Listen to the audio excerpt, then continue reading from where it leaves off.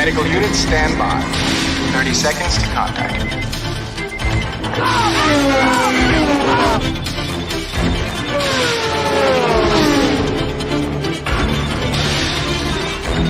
20 seconds.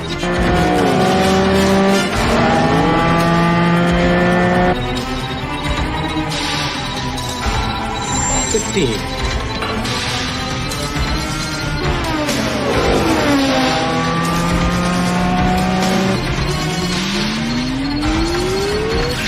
10. 5.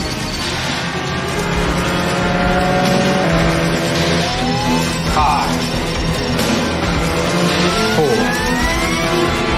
3. 2.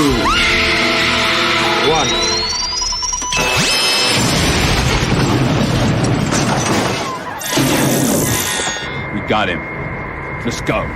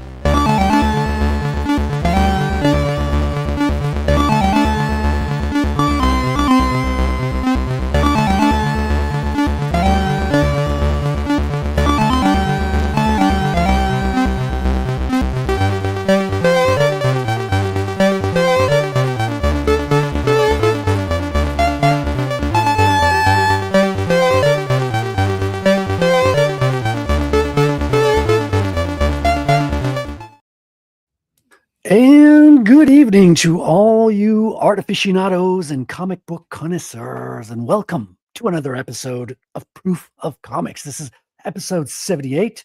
I'm your host, Frederic Guimont, and we got a special show for you tonight. We've got a musical guest. I think this is the first time we have a musical. No, we've had Everly. Everly, come on once, who's also a musical guest. I think we had Chill Kid on once as well, too.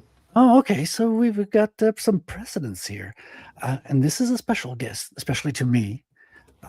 And if you're familiar with the stream, if you're familiar with me, you will know some of his work because he is the musical mind behind Annonymal.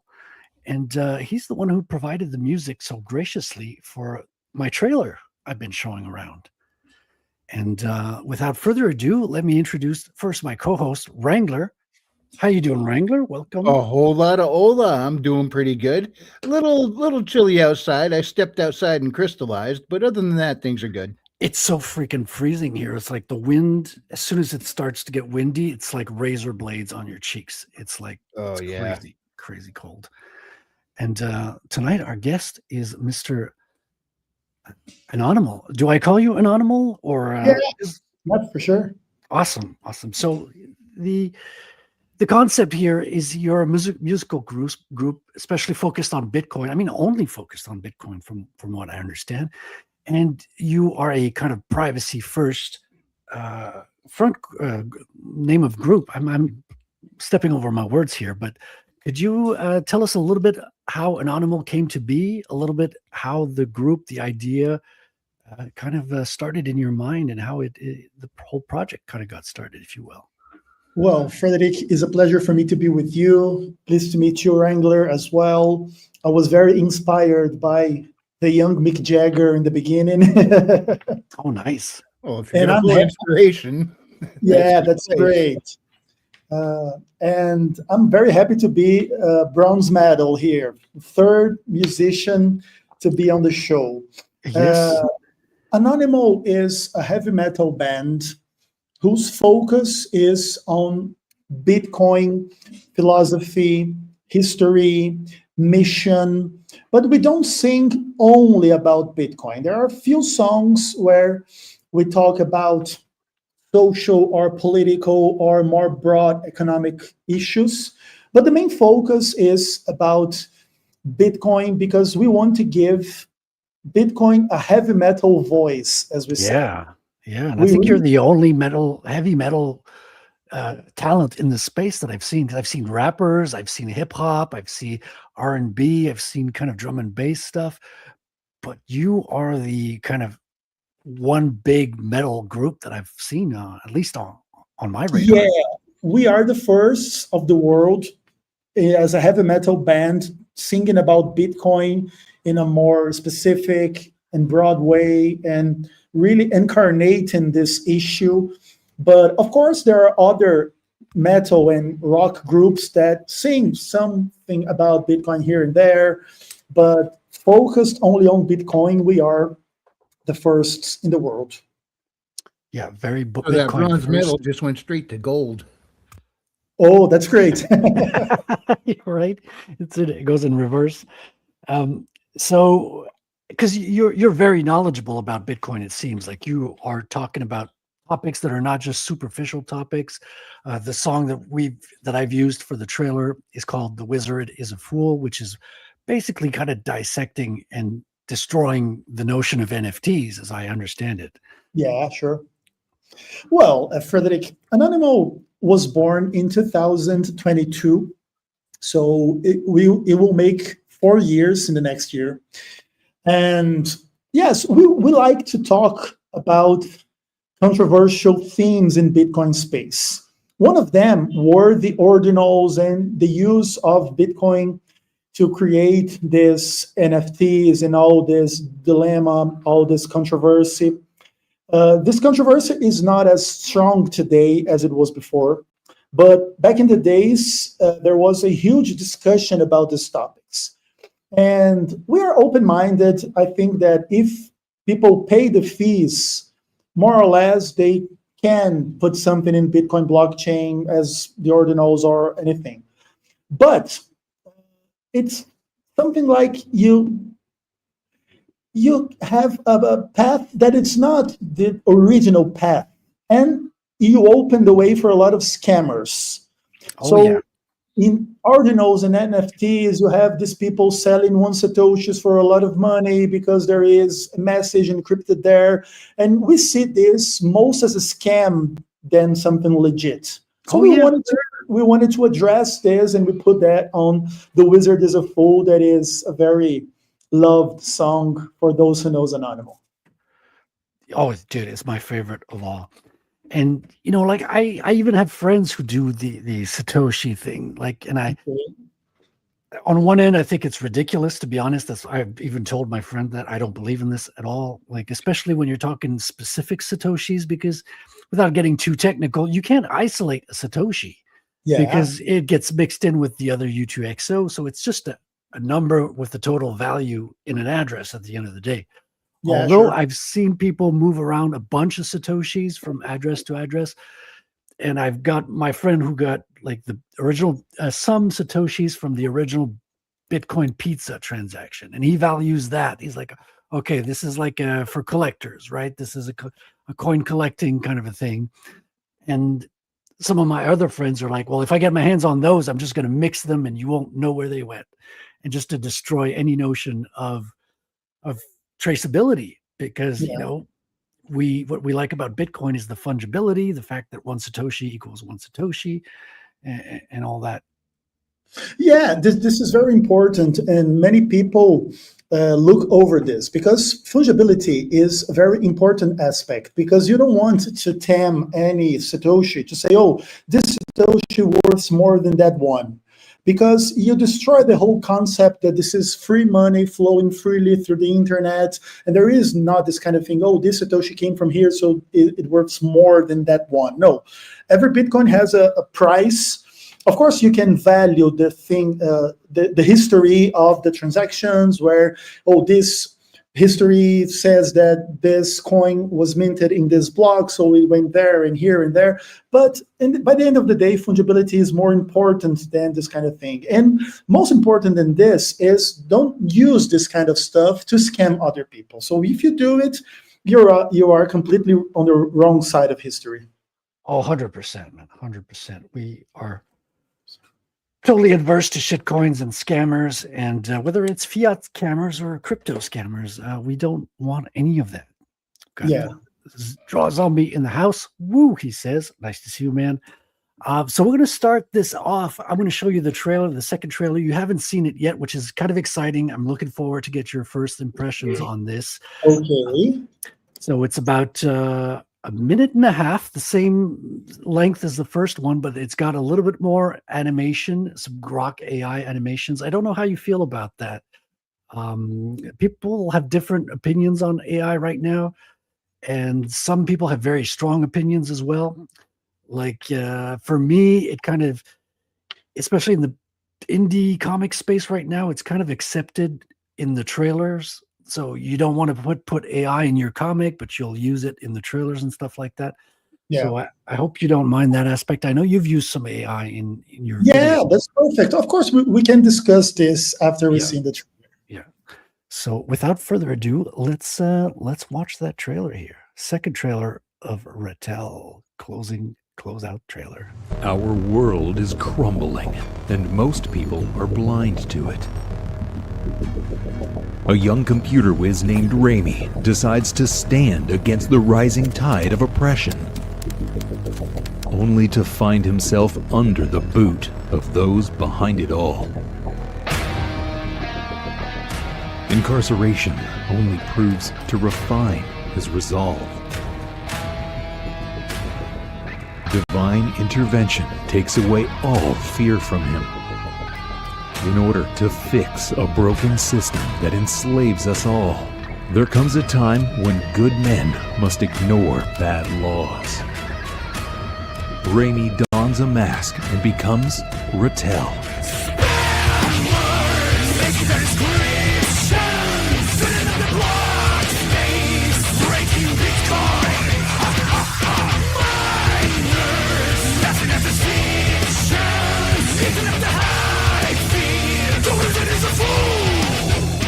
Ratel uses intelligence and technology to combat ancient and dark forces for justice and a better tomorrow. Will Ratel take down the technocratic tyrants who've harnessed an ancient evil, or be crushed by the invisible hand?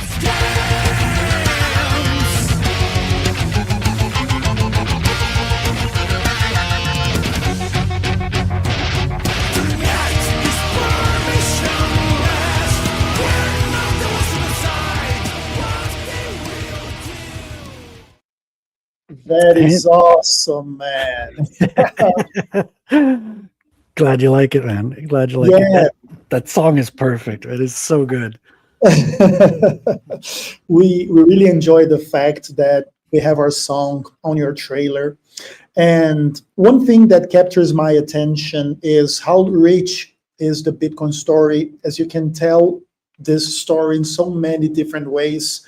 Because myself, when I'm writing music about it, I don't have the skills you'll have to draw all this kind of universes and these characters and all this kind of stuff. But when I see your work, I can see myself writing a song about this Ratel and about all this kind of stuff because it's so cool.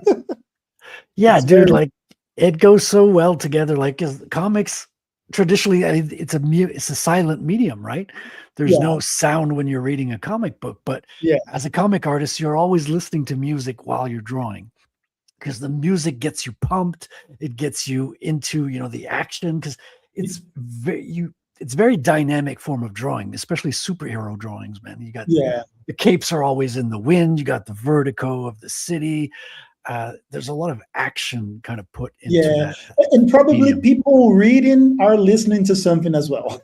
Oh yeah, I would not be surprised. Yeah, and especially with this Eastern influence from Chinese and Japanese and all this kind of stuff, it relates this very well with heavy metal because in the Western world, heavy metal has a more dark side, but in the East, you don't have this kind of feeling. So heavy metal blends very well with this. Really? I didn't know this. Yeah, because in Japan, more than in China, people use heavy metal in a more common way, not so related to old dark evil stuff. It's just very normal stuff for Japanese heavy metal fans. So you have this more acceptable in the industry, in the mainstream. You have the Megadeth ex-guitar player. He's a huge personality in Japan nowadays. Really? It's very interesting, this openness that Japan has to heavy metal in general. Oh, that's fascinating stuff, man. So do you listen to any Japanese heavy metal as well? Well, of course I already did, but the language barrier is a problem because it sounds very strange. Yeah, for sure. But of course, there are a lot of bands. There are a huge scene, and I'm really focused on one day Annonymal playing in Japan. Oh, dude, for sure. You guys should be touring freaking Bitcoin conferences, man. That's for sure. There's not enough music yet in those. I would imagine when the price goes up, the budgets will go up. I mean, even getting artists, it's you don't always have a huge budget to travel and all that, so you have to this is kind of tricky because it doesn't depend so much on the Bitcoin price. It depends on how much conferences value the cultural projects. Because for you to travel internationally with a band, it's very expensive. It's not very easy. You have a whole logistic. And sometimes the money doesn't pay because you don't have so many people focused on going to the conferences because of the bands or the groups or the personas that make Bitcoin music. So this is a bit tricky, but in the future, maybe we can make this happen. Yeah, we're kind of all building our reputation slowly, one day at a time. I mean, I say I'm taking over the world one page at a time. Yeah. You must be doing the same thing one song at a time as well. You know, you got to build that up, and eventually you get there. You get to a space where people recognize you and they want to see you, and then they can have more leverage to make you travel out there. Yeah, and this is it. We have this mentality, keep in stacks and focus on our craft. So the idea is we are going to keep building, we are going to keep making music, and eventually if people like it and people want to see us live and people want to get together, this will happen naturally. And if it doesn't happen, if Annonymal stays a small band, there is no problem as well. We are preaching what we believe, and that's okay for us. Oh yeah, dude, 100%. Like even if my comic doesn't take off, I'm still going to be making comics, because it's what I love to do. That's perfect. And about AI is a huge discussion, of course. And Annonymal is very open to the use of AI. Of course, we are aware of the problems with this, especially when people want to substitute their hard work with AI. This is a problem. So I don't want to spend time writing the lyrics or writing the songs or making drawings. So I will, with a few prompts, do everything. We think this is not a good way to use this technology. But of course, we will not judge people who do. But in our case, AI creates value for us because it would be very expensive to draw all the things that we do using a professional. Of course, if we had the money, it would be a pleasure to have someone professional doing all the artworks and everything, but it's not a reality. So these tools, they make things a bit easier for you to show your product or your concept. So we are very happy using, especially Midjourney is what we use for the Annonymal arts in general.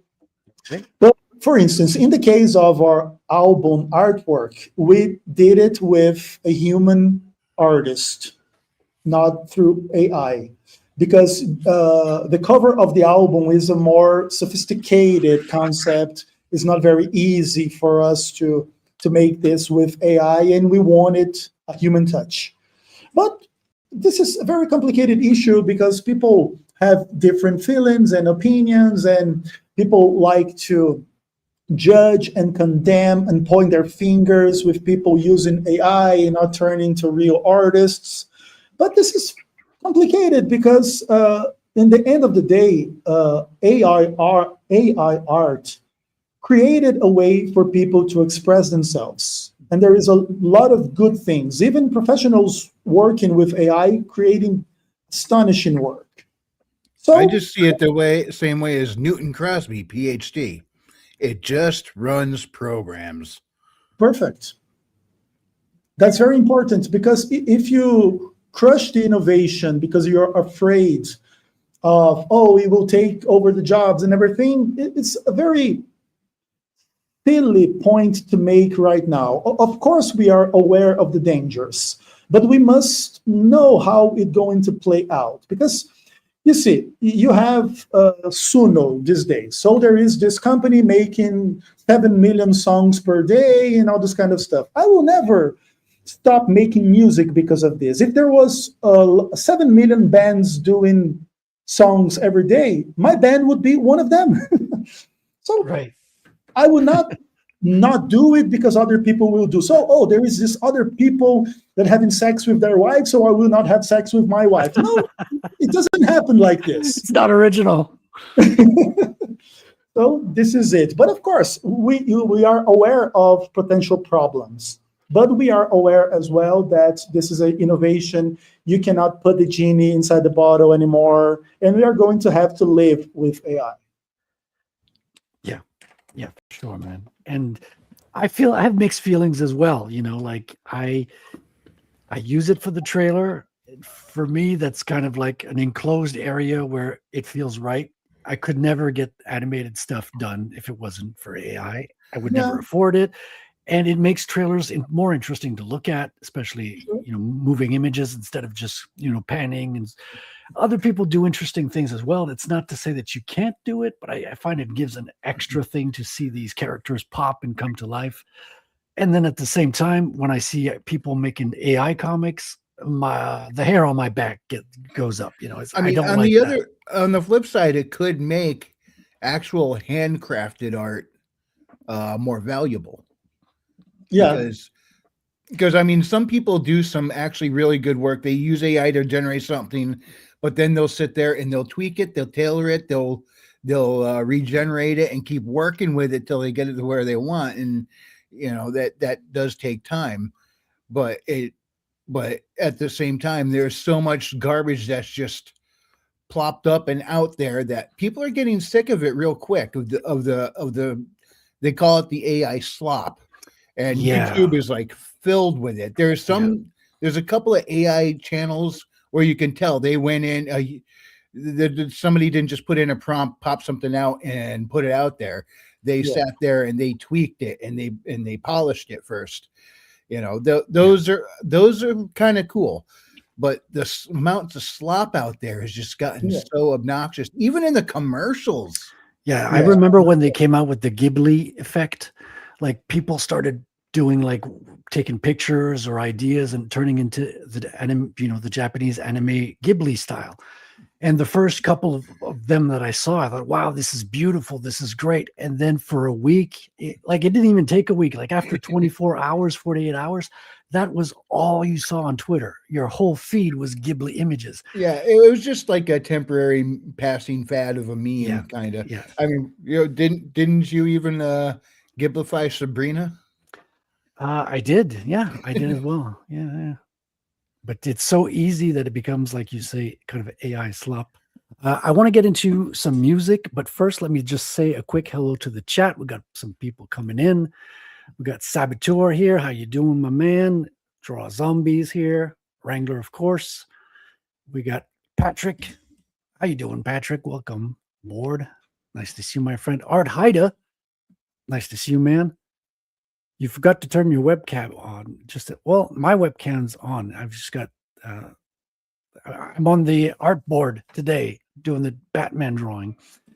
And we got Sheldon in the house. How you doing, Sheldon? You know what? Also needs more musical acts. Bitcoin Comic Cons. Right, for sure, man. We got to do some mashup Bitcoin comics and art show at some point. It's going to happen. I mean, I see art events happening in England. There's artists in pretty much all the conferences now, like in Vegas, in Montreal. It's not big yet. It's just a tiny little wall, but it's starting up. And we got Tank Ferret. How you do, sir? Nice to see you. And I think that's pretty much turn of everybody. I want to listen to a little bit of music, if you don't mind, Annonymal. Would Okay, you yeah. like? Is there a track that we should you'd Well, like us to listen to? you can choose anyone. Choosing between tracks for us is like choosing, which children you prefer. Yeah, So exactly. you can choose anyone. We like them all. Okay, so I'm sharing from wavlike.com, and I know the listeners will probably not be familiar with Wavlake. Wavlake is kind of it's a music sharing site for Bitcoiners, right? You get zapped for your songs. So each song has a number next to it. The top one has 14,000. Those are Satoshis. So people will zap you. It's kind of like a tip jar, right? So people send you tips. I think we should probably start with the number one ranked. What do you think, Wrangler? That's perfect. Yeah, it's good. Absolutely. Okay. So this one is Jim Cramer pumps CrowdStrike and dumps Bitcoin. Do you want to do a little introduction, or should we just jump into it? Well, And I would sell my Bitcoin right into this rally. Sorry. there is one very interesting thing, because when we do the titles, we try to do the titles thinking about the people searching for these topics on the internet. So Jim Cramer was pumping CrowdStrike before CrowdStrike went down and created a whole problem for the whole planet because of some errors in their codes, because of something in Windows. I think it was a problem. And we did a song thinking about this, and this is a very funny song. Nice. It starts with some audio extract. So let me know if the song if the volume is okay. And believe me, I had been a believer one time in Bitcoin. Not here, not now.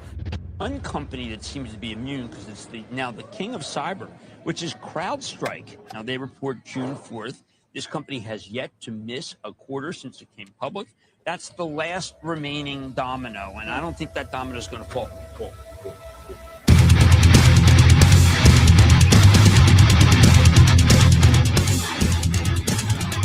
Damn, how is it possible you are so wrong about everything under the sun? Won't you have one come clean if you know what I mean? Damn, did you recommend we should buy CrowdStrike? It cannot get much more intense, and the headquarters off in summer dance. Country paralyzed because I feel nice. Who is to blame? Who fucked around and fell down? Thank is the shit. Stinks like a feet.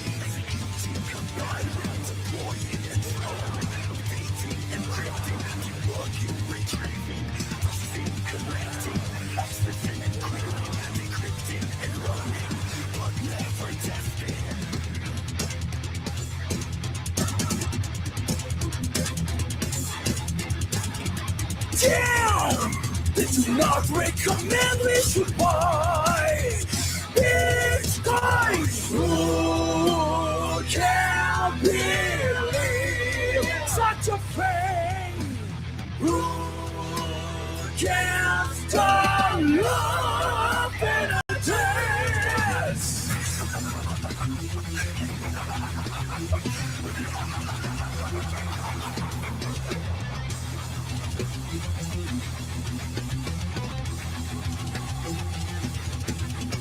You cannot get much more intense. The mining fields of the central land. Never paralyzed because after lies. Who is to praise? Who changed the world in this time? The first and one and only. This cannot come on toe. To combine and deploying its own. Updating and crossing, debugging, retrieving. Connecting, and clearing, decrypting and running, never failing.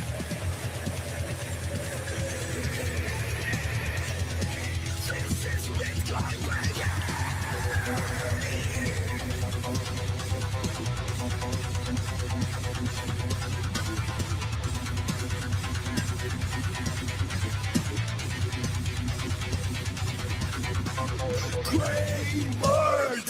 useless counselor, joker, financial advisor, hire you, a puppet of the market, ban you, leader of the masses, leading to wrong ways, to liberate yourself, you think you mind, what you was going, and crazy, and watching, retrieving, thinking, and queering, decrypting, and running, and never failing.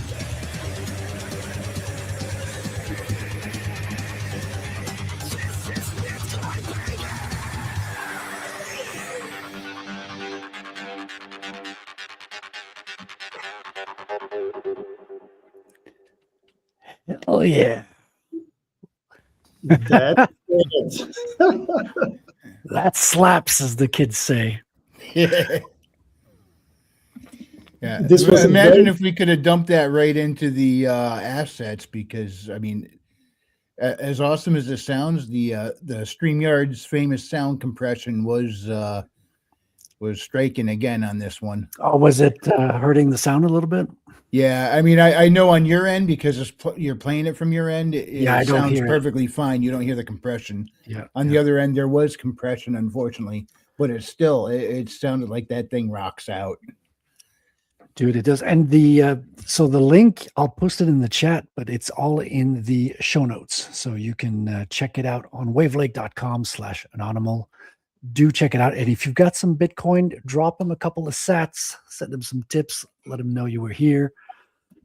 Yeah. And Art Haida asks, drum machine, or are they real? Oh, that's a great question. And it's important for you to know some things about Annonymal before we answer that. Annonymal is a 6-piece band, okay? So we are 6 people working together.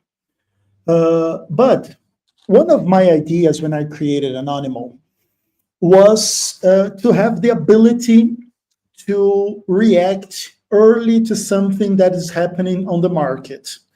And with this kind of situation, sometimes we use drum machines because our drummer lives 600 kilometers away from the city where the most of the guys live. Oh, that's a long Yeah. way. Yeah, so it's not very easy for us to have the drummer with us all the time. And this technology of drum machines are very helpful as AI. We don't use AI for the songs yet. Maybe one day we're going to test a bit, but we didn't use AI to do anything musically for Annonymal. But we create these drums patterns, and then we create the song above it. So we use it because it helps us to create something right on the spot. So this problem with CrowdStrike was happening. The world was paralyzed because of that. And because of this, we make some songs in a more quick way for us to be able to talk about something that is happening right on the spot.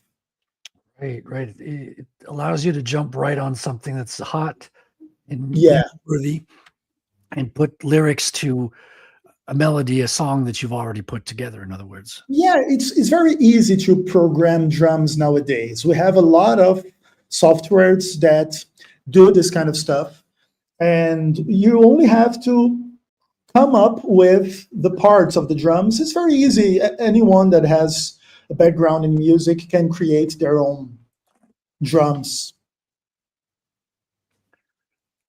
I see. Well, I have no background in music, so I will trust you on that. Sheldon asks, 600 kilometers, how far is that? Could be next door. Sure. The next door is like 372 miles. I just punched that into Google, so it's a long way off. I mean, I'm in Canada, so I'm used to kilometers. It's about, I mean, on the highway, you drive 100 kilometers per hour if you observe the speed limit, which I don't. And so that would take me 6 hours to drive, which is crazy. Like last time I went to see a friend, it was 5 hours away. I thought that was far. So yeah, it's a while back. It's far. But okay, it's very nice to have tools to create music anytime we want, anytime we can. Our drummer is coming to our city in the beginning of the next year. So we are recording our second album. Oh, I was going to ask you about that. So is there a first album out? Do you guys have albums available? The tricky thing, Frederic, is we have more than 30 songs already published, but we didn't publish our full-length album yet. We are in the final stages of mixing and mastering the tracks. Oh, okay. So it's going to be out probably by January, but we are already recording the second album that probably we will publish on by the end of the year. Oh, nice. Oh, that's going to be back to back. That's kind of cool. Yeah. Are you planning on doing any Bitcoin crowdfunding? I just came out of a financing the comic with Geyser. I raised like 1.2 million Satoshis, which don't get excited, guys. This is like $1,800. You're able to. Yeah, probably we will use. Annonymal was one of the first projects on Geyser. Oh, I do not know that. That's cool. Yeah, we were in the first 10 projects that were shown in the website. And probably we are going to make a crowdfunding in the beginning of the next year as well. Oh, nice. Let us know, man. If you do a crowdfund, we'll have you back on and we'll get the word out and we'll try to get some excitement around the project as well. That's great. Please. Oh, yeah, please. For sure. And I want to get my hands on that first album as well. And yeah, that's freaking cool. Is that so? I guess, are you doing like CDs? Are you doing vinyls, or is it too early to kind of think about that yet? I want to do vinyl, but it is not very easy because it's expensive. It takes time to produce. It's a lot of things. Yeah, but I really want to put my hands on an Annonymal vinyl. Oh, dude, me too. We used to have a vinyl shop right on my street. I'm not kidding you. Yes. But they closed about during the COVID times. Like they closed everybody down. So many shops closed in my city. It's not even recognizable. But I know how rare it is to find a place to print vinyls. It's not an easy thing to do. Like it used to be common, but it's not as common as it used to be. Yeah. But we really want to do it, and it will be a pleasure. Of course, most of the people will listen in the internet. There is no problem with that. Oh, sure, yeah. But of course, if you can recreate this culture of having a physical item, listening to the whole thing, it's a richer experience than this fast passing, listening to 10 seconds and coming to another thing that people do nowadays. Yeah, I mean, I don't even have a vinyl player, but I still want the vinyl in my collection. I'll listen to it on the computer, but I'll have the vinyl. So when people come in, I can go, look at this, look at that. And eventually I'll get a nice player and I'll have the start of a collection here. That's cool, man. That's very freaking cool. So, Frederic, how are you in your black metal scream? Someone asked. Oh, yeah, I know. That's Art Haida asked. I cannot do black metal screams. I'm sorry, Art Haida, to disappoint. I'm sure if you want to do it, you can do it on an Annonymal album. Oh, shit. I would rip out my chords and it would be a pleasure. I think it would be fun. That would be freaking awesome. And is there going to be a change from the first to the second album? Has Annonymal's kind of topics, subject matter, or musical style kind of changed between the two? They're so close together, but then again, you built up the 30 tracks. Well, that's good, man, that you have 30 tracks, because you can choose like your really best tracks to put on that album. Yeah, the thing is, Frederic, I really focused on Bitcoin-related stuff. Oh, yeah, but 100%. We know that Bitcoin community is very niche and metal community as well. So our project wants to create a bridge among these two universes. But it is hard in the beginning to catch the attention of metalheads for Bitcoin content very explicitly and very direct and and all this kind of stuff. So in the next album, there are going to be a few songs that are not specific about Bitcoin, but all the themes have something to do about it, because we are going to sing about this current dystopian topics in society, about politics and economics and AI and the future. How does it look like or not? So this is very important in the Bitcoin narratives as well. So even in the first album, there are songs that say something about Bitcoin, but not so much. For instance, there is a song called Banksters. So we sing the song, okay, and there is only one phrase where we say, oh, and Bitcoin is kicking your ass, about banksters. So you can listen to this song and you don't think it is a Bitcoin song. It is a song about banksters, gangsters, all this kind of stuff. So we don't want to make people have this Bitcoin narrative so much absorbed in them. So we want to give them space to like what we do without being too pushy about Bitcoin. But of course, Bitcoin is the main narrative around everything we do. Dude, like I understand 110% because it's the same with indie comics, right? Indie comics are niche and Bitcoin is niche, and I'm doing a comic that talks about Bitcoin in a way. So it's super duper niche. Yeah. But at the same time, it's not solely about Bitcoin. It's more about a character who himself is a Bitcoiner. So the main story is about the character. It's about what he goes through. And Bitcoin is just a part of his life, a part of what he does. So Perfect. hopefully you identify with the human aspect first, and then you might learn a thing or two haphazardly, Yeah, and you understand perfectly because of this, because it's the same situation. It's the exact same. Because we don't want to push it in a way that people not interested in Bitcoin doesn't listen to us. But of course, we want to bring them to think about, because if you know metal has this punk influence, and punk is very much about criticizing the government, all this kind of stuff. Is very political in nature. So Bitcoin is the perfect punk or cyberpunk message. So people in metal are very open to this kind of discussions. And of course, most of them doesn't know a thing about Bitcoin. Maybe there are some critics of Bitcoin because of politics or environmental worries or this kind of stuff. But we are going to help them to understand. Yeah, man. And I mean, Bitcoin is cypherpunk, literally off the cypherpunk mailing list. Yeah. We even could call Annonymal a cypherpunk metal, maybe. Oh, dude, that sounds good. That sounds good. Does bit metal work, or has that been used anywhere? Bit metal. And what's I gonna? I forget what I was gonna say. Oh yeah, so I know a lot of electronic music uses sampling and things like that. Do you guys do any of sampling? Like, do you go out and sample like Bitcoin miners or things in the Bitcoin space? I know obviously you have some audio clips from the news and things like that, but what do you see in terms of sampling? Yeah, we use Splice, I think is the name of the library we use.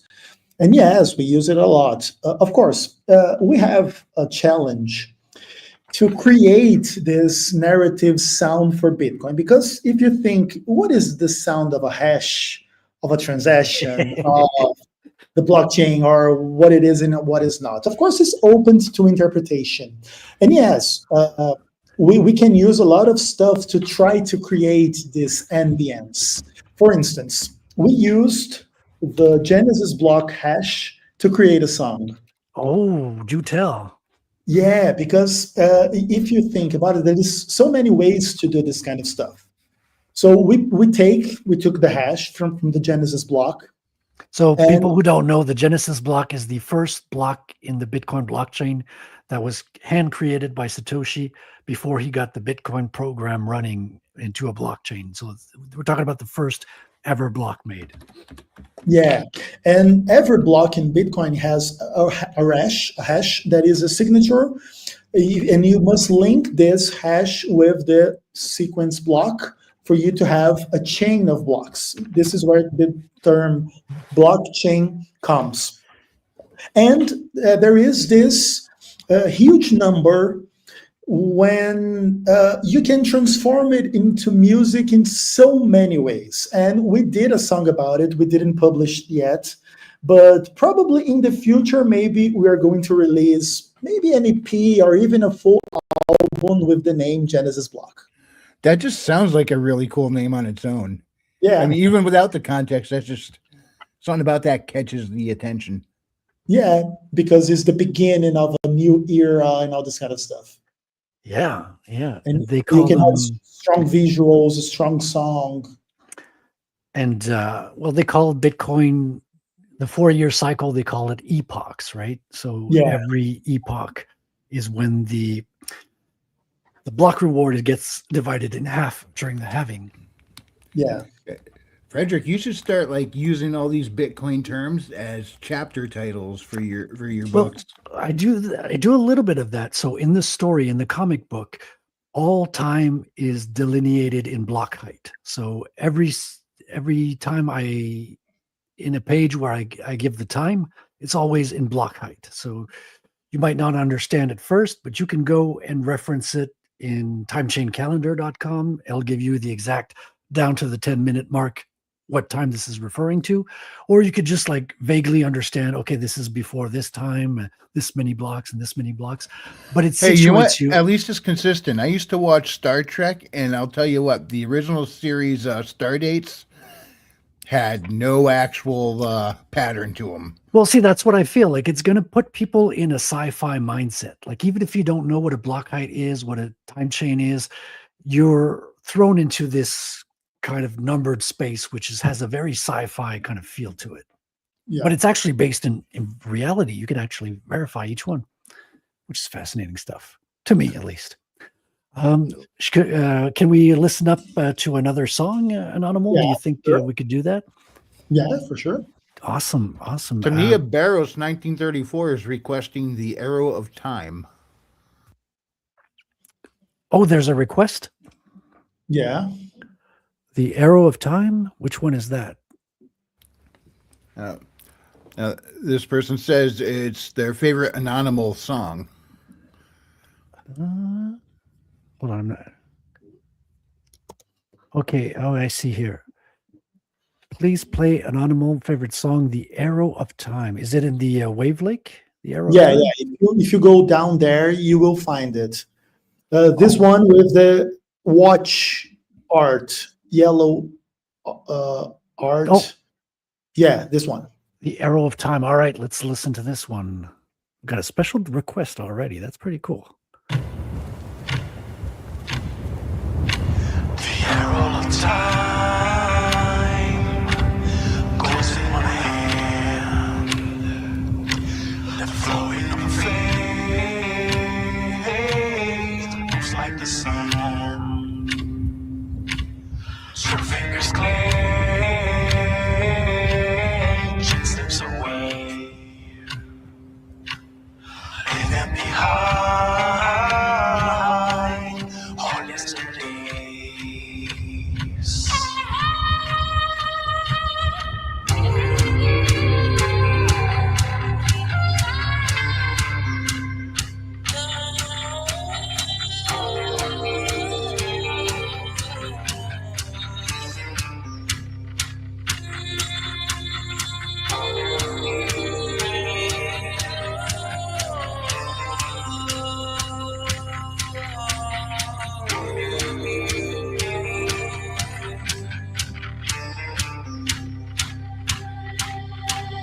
Mining our time in an endless digital maze of zeros and ones, nothing more, by which we create everything.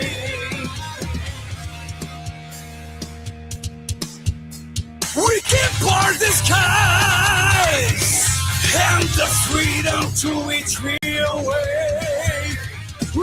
Looking back, anyways, are never more to be one of this race. If one look forward to stop us, he will see it cannot be done. Embrace the desire to suppress institutions based on fraud. Don't trust, verify. Come along to win the wars.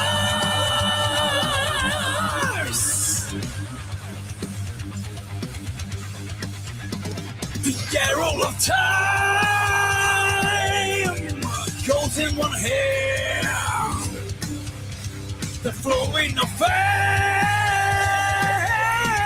moves like the sand. Two fingers blank, it slips away, leaving behind all yesterday.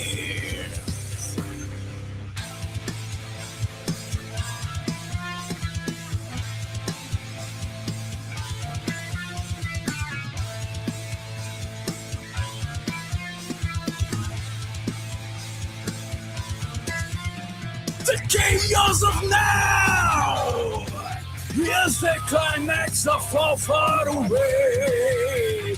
Mine is the voice that's too hard. This momentum invites to awake.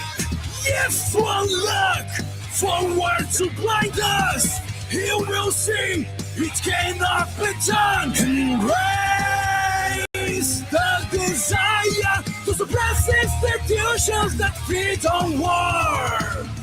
Don't trust, verify. Come along, the master front.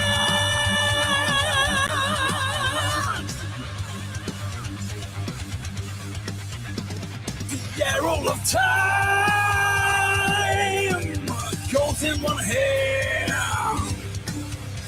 The flowing of faith moves like the sand. Two fingers blank, it slips away, leaving behind all yesterday.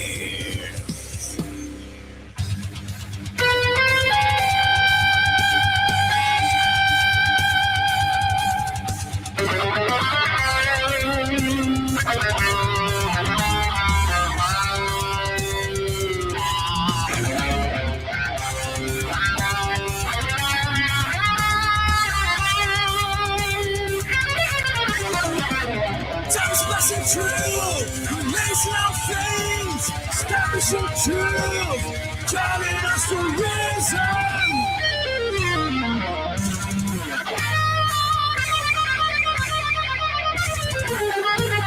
The arrow of time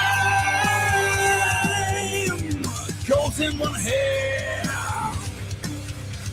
The flowing of faith moves like the sand. Two fingers blank, it slips away, leaving behind all yesterday.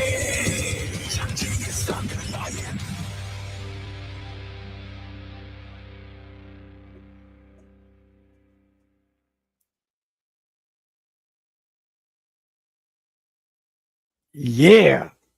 Thank you, Tanya Barrows. Thank you for this. Is the first song request we've ever had on this show, so feels a little Great. special. Thank you for that. Awesome piece, man. Yeah, you got some Bitcoin memes there, like "Don't trust, verify." I mean that even goes before Bitcoin. I think that's an old open source hacker kind of mentality. I was thinking that. I thought that was originally stated by Ronald Reagan back in the 80s. Oh, no, he said trust but verify. That's a little different. Is that so? Yeah. So slightly different, but a similar idea. And this encapsulates a lot of what we were talking before. You have this mentions about Bitcoin here and there, but in this song, we don't have a mention to Bitcoin. You must know about it for you to know that it speaks about it. Yeah, I like that a lot. It's the tell me about Bitcoin without telling me about Bitcoin kind of a thing. Yeah, and the idea is that we mine our time in this endless digital maze, made of zeros and ones, nothing more, by which we create everything. I do like though that you're able to make a song that can resonate with people who know nothing about it, and then it can come to mean so much more once they learn a little bit of the lore. Yeah, this is the idea, because you don't want to say, oh, Bitcoin is great, blah, blah, blah. No. You can hide a bit of the message. So when people understand what you're talking about, they have this sensation of discovering it. Yeah.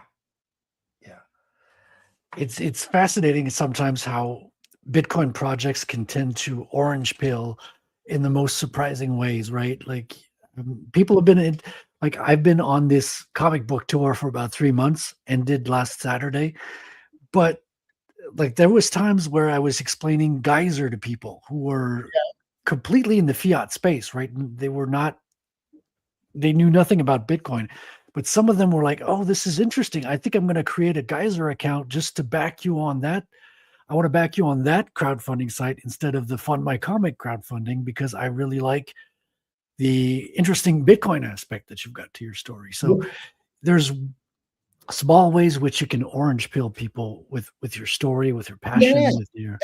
And people think, oh, Bitcoin is so expensive, but people are giving it for free. How does it work? Yeah, dude, I get Bitcoin for free every day. Like I go on NOSTR. So people who don't know, NOSTR is kind of a Bitcoin Twitter version. And I post memes, and on there, instead of giving you just likes, people can zap you sats, exactly like on wavlike. So you have a button.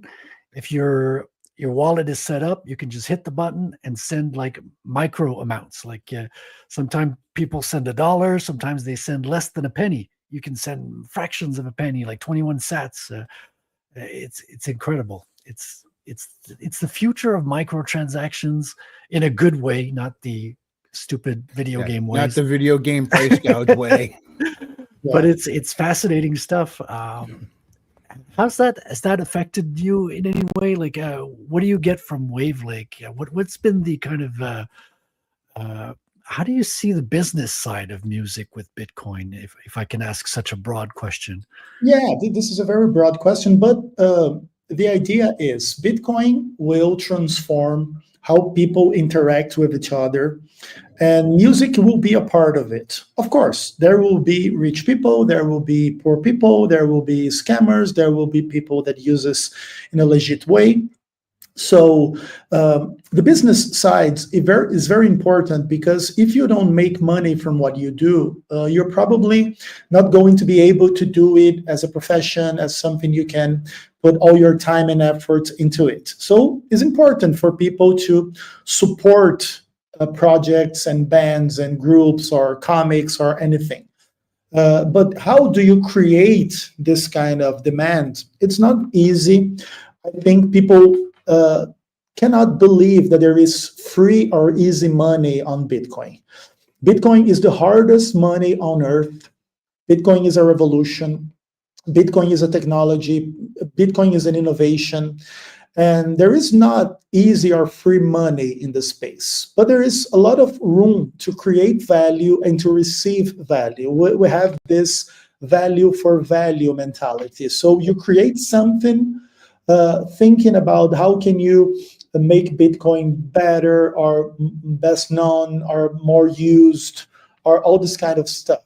The community will see your efforts and will reward you. This reward can be very generous or can be very few money, few cents, few satoshis. But the real revolution is not the amount of money we do, is that we are capable of receiving 1 satoshi from Japan, 2 satoshis from France, 10 satoshis from Brazil, 2 satoshis from US, and this is a revolution, because it would be impossible for us to transact so little money around the globe. But now Yeah, we are you able can't to send do a fraction of a cent through a credit card because the fees will be more than what you're sending. Yeah. And when you have something that touches a lot of people, like if you have a song or a piece of artwork that goes viral, then if Yeah. everyone sends you a small amount, that amounts to something big on your end. It can change your day, it can change your plans, it can improve your life, even if Yeah. people are sending you small amounts, but you touch a lot of people's lives, that is a transformative event as well. Yeah, that's for sure. And the idea is not to be a burden for anyone. Oh, I did a song, so send me $10,000. No, this is not it. But the idea is to receive small rewards from a lot of people. And when so many people will do it, they will have this effect as you described. Yeah. But of course, the business side of music, it's very hard, because music is something that has no value for a lot of people, especially after the internet. They broke more or less the economics of it as it was before. So nowadays you have all the musics for free in the internet, and most musicians don't do a lot of good money in the space besides touring and making live presentations. You have to have a huge amount of streaming to make some money from the internet. So most of the people in the space, they have to make live presentations to sell tickets and sell merch and this kind of thing to be able to make money from music. So music turned away from what it was before to another thing. Bitcoin can help us to recreate communities, recreate a culture of listening to music, or even to make physical copies. Someone said on the comments, "Oh, make cassettes as well, not only vinyl." Yes, I love that I is think- retro, but it might work. There's actually a small niche market for that type of stuff. There is. Cassettes are very beautiful and very nostalgic in many ways. And So go ahead. I didn't mean to cut you off. yeah, and it's not very easy for us to transform the music business with Bitcoin, as it's not easy to transform oil business or food or many things. But it's possible, and we are so early into Bitcoin, and we are only going to reap the souls that we are sowing today in the future, maybe in 10 years or 20 years or even more. Even this is one of the reasons why Annonymal is Annonymal, because when we get old, we can substitute ourselves with younger musicians as well. Oh, that's interesting. Yeah, because it's a completely anonymous band. Yeah. You're not selling the identity of the musicians or even the creators. So it reminds me of a little bit like one of the bands I really liked the concept of was Gorillaz, because Gorillaz was designed by a comic book artist. I don't know if you know that, but No, I didn't know it. so Jamie Hewlett is with the musician. They came together. They created the band as a duo. He did the visuals, and he's the guy who created Tank Girl. So Tank Girl is one of the most interesting comic books. It's very punk, very indie comics vibes to it as well.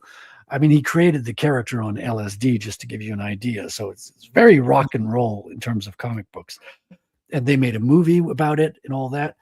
And yeah, I think it was the singer for Blur, I believe, or I might be mistaken, but they came together, they created Gorillaz, and that was a thing for a long time. And it's a little bit the same thing. It's not the musicians they're putting forward, more like the comic book personalities that are kind of drawn on, as in different representations. It's 2D animations on screen, and then when they do shows, they have huge 3D holograms as well that are on stage. So they do a lot of funky stuff, very experimental and innovative.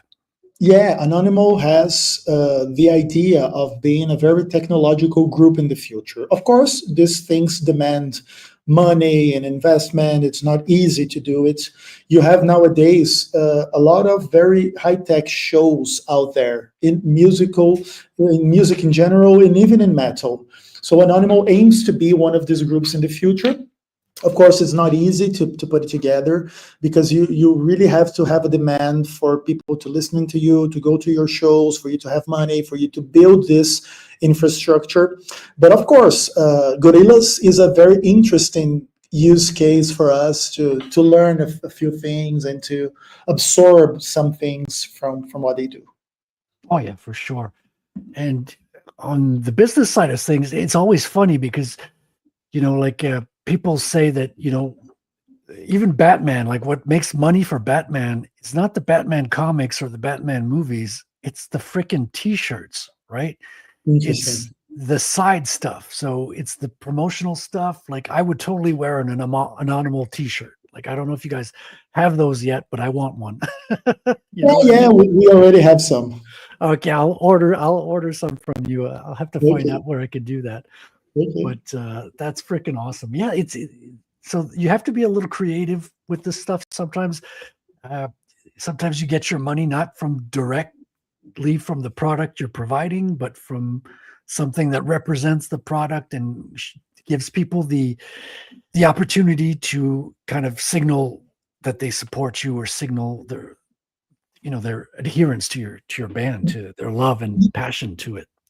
Yeah, for sure. And there is so many things it's possible for a Bitcoin company or a Bitcoin group to create in this kind of thing, because with 3D printers nowadays, you can create anything. Yeah. From to daily to day use with your brand and with this concept. So it's not hard to do. Of course, it's not easy to have a broad audience to buy stuff. So this is not easy to create. But once you have people enough to listen, to buy this kind of stuff, it's probably you're going to make more money there than through streaming and music and this kind of stuff.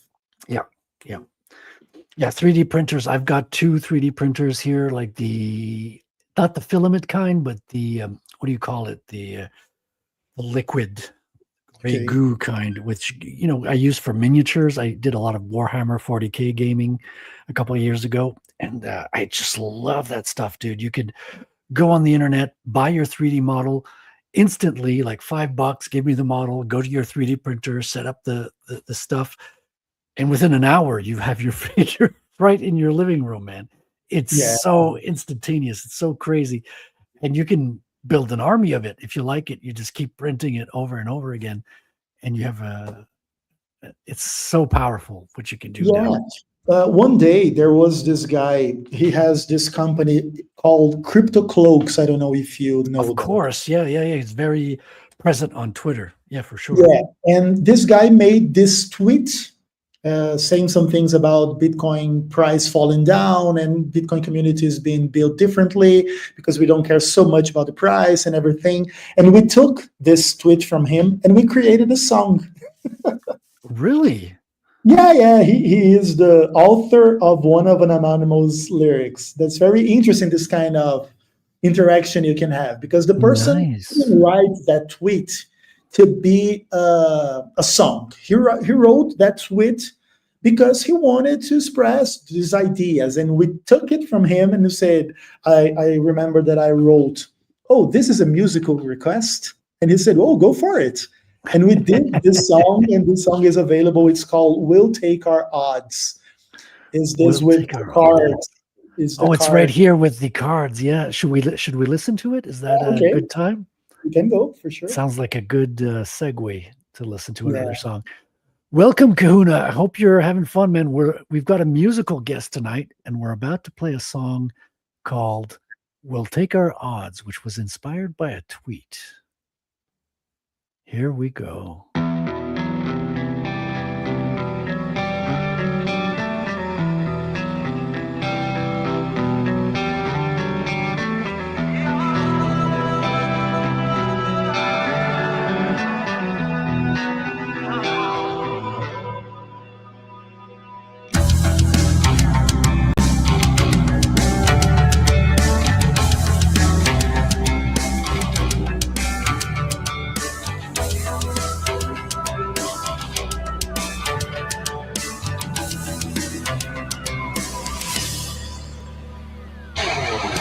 You will never shake this hands.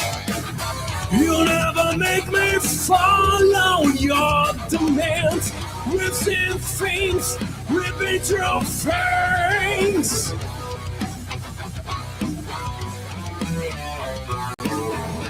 Why you crying so at 10% debt?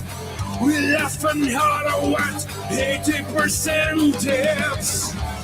Our freedom money communities built differently.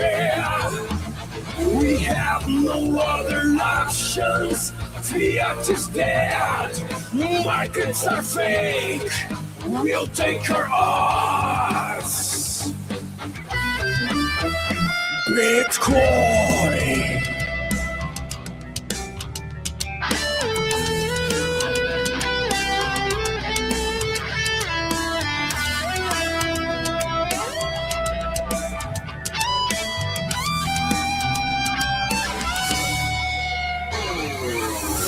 You will never shake his hands. You'll never make me follow your demands. We'll say things we're meant to face.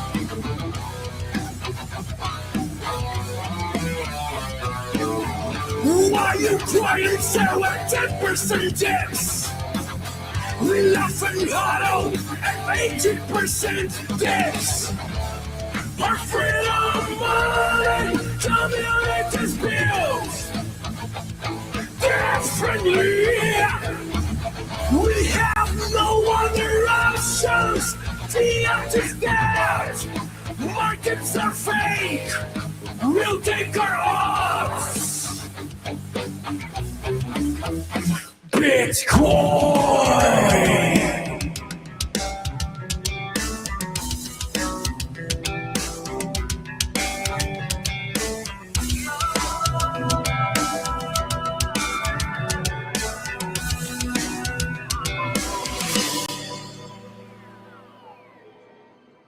So this is how communities build songs without knowing it.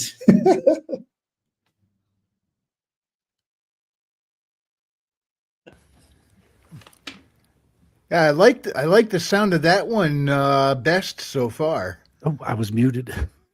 Oh, that's great. Like to enjoy it. Not every Annonymal song is very fast and heavy. We try to be open to more broad audiences as well. And was this another example of the songs already being in the can, and then you got an inspiration, and then you put the lyrics to a pre-existing song, or did you just compose it? No, the way it went, I read the tweet from Crypto Cloaks, and I immediately took my acoustic guitar and I started to play some chords and to read the lyrics and everything. I just made a small change to his original text because I needed one phrase to rhyme with the first one. So the idea was to create, his tweet said, "You will never shake these hands. We've seen things, we've been through things. While you cry at 10% dips, we laugh and huddle at 80% dips." So I added a phrase, "You'll never make me follow your demands," to rhyme with hands. Oh, okay. This was the only adaptation I did from his tweet. So I took this acoustic guitar and I started jamming with his lyrics. And in half an hour, I brought it together. Okay, so you don't need to have all the songs written. You can like spontaneously kind of. Oh, that's for sure. Musicians are able to do a lot of stuff from improvisation, all this kind of stuff that it is very ingrained in learning music. One of the things is to improvise. And I am an improviser myself. I like to do stuff, not in a methodical way, but improvising and seeing how it sounds. And I'm very happy with the results of this one. Nice. And you were saying you're getting your band together and you're practicing. Are you going to be doing shows in the coming year with your you got 2 albums coming out? You've got to be doing shows, right? Yeah, for sure. Annonymal made its first show. It's been more or less 1 month ago. We did our first presentation and we recorded it, and we are going to release probably in January the first Annonymal show ever. We even played this song, We'll Take Our Odds. Oh, cool. Yeah. And it was a very nice experience. So people in few days or few weeks are going to be able to see an Annonymal live presentation on the internet. Nice. So how do you stay anonymous on the stage? Do you have masks like, well, there's other bands who have precedence, right, with masks and stuff? Yeah, we use masks and makeups and this kind of stuff. Okay. Has that ever become a problem with, as far as singing, the microphones, picking up the sound properly, any muffle issues? Well, it's not easy to sing, especially using masks. So what I did with my mask is I took the half of it out and I just used the half, and the other half of my face was with makeup. So I was able to sing with no problem. The singer of the band, he didn't use a mask. He just make makeup in his whole face for him to be irrecognizable. And Maybe get the Batman cowl.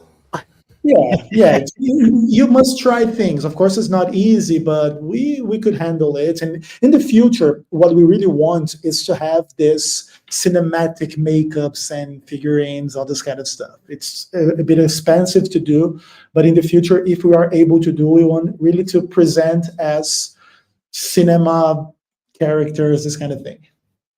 very theatrical in a way. Yeah, very theatrical. And how did you put the band together? Because you're the kind of originating band member, right? If I understand, you're the main creator, you're writing the songs, you're putting the band together. Yeah. How did you find all the other members of the band? Are they all Bitcoiners, or did you orange pill them along the way? What's their relationship to Bitcoin? When I had the idea to create Annonymal, I had these problems to find other people that liked metal and that liked Bitcoin. And it was not easy because it's two niches, very small, all this kind of stuff.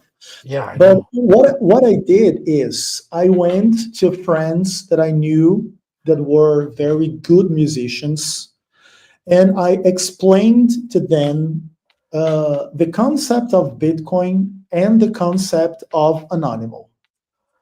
Of course, they are more interested in the musical side than in Bitcoin itself. But all of them, of course, they embraced Bitcoin. They read books about it. They saw podcasts. They are learning everything about it. So they are together with me, because if you don't believe in Bitcoin, you cannot be a part of Annonymal, because Annonymal is not just a product. Annonymal, you must really believe in what you do for you to really capture what Bitcoin aims to be in society and transform into music. So people must understand this relationship, because on my side, what I view is heavy metal is the perfect soundtrack for Bitcoin, because it has this aggressiveness, it has this rawness, it has this punk side. It has also the technological side because of the distortion of the electronic elements, all this kind of stuff. And the guys understand it very well, and all of them are together with me. Of course, I'm the main writer. Of course, I take the lead in this kind of stuff. But they are all together, and none of them are non-believers in Bitcoin or anything like that. No shitcoiners. Oh, that's what I was going to ask. Any shitcoiners? No. Out of the group. You're kicked to the curb. You're no longer part of Annonymal. You shitcoiner. In the beginning, one of the guys wanted to explore, I heard this about NFTs and all about these other currencies. Why we don't do a currency for Annonymal? I said to him, man, you're not getting it, okay? Annonymal stands against this kind of stuff, and he said, well, but why? And then I explained to him that most of the projects outside Bitcoin are a distraction. They are not fulfilling a need. They are just trying to cash out on these schemes and this kind of stuff. And Annonymal aims to be a Bitcoin-only project. We are never going to create a currency or a coin, a meme coin. We are never going to use this kind of stuff. We are only here to promote Bitcoin philosophy, Bitcoin history, Bitcoin mission. And once the guys understood it, they embrace it and they are okay with it. Oh, that's cool, man. Like I feel the same way. There's so many parallels between your project and mine along those philosophies. Because I was going to do the colors myself. It turns out I'm not very good at it. But then I found a colorist on Twitter. I found a ton of colorists on Twitter. But one day I found one that in his bio, it said Node Runner. And I was like, hold on, wait a minute. This is interesting. This is good.